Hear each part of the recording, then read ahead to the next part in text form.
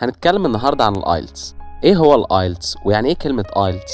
آيلتس معناها International English Language Testing System، وده امتحان عالمي بيحدد مستوى الممتحن في إتقان اللغة الإنجليزية، واللي بياخد الامتحان ده بيبقى شخص عايز يدرس أو يشتغل في بلاد متحدثة باللغة الإنجليزية. الامتحان عبارة عن 9 مراحل، كل مرحلة بتحدد درجة إتقان الممتحن للغة الإنجليزية.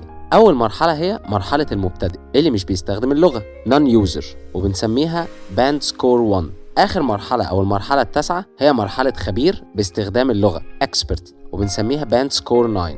في نوعين لامتحان الآيلتس: IELTS General Training و IELTS Academic. الآيلتس General Training بيكون للناس اللي عايزة تهاجر لدولة متحدثة باللغة الإنجليزية زي أستراليا، كندا، بريطانيا، أو حد متقدم للتعليم الثانوي أو برامج تدريب أو لفرصة شغل لدول برضو بتتكلم إنجليزي.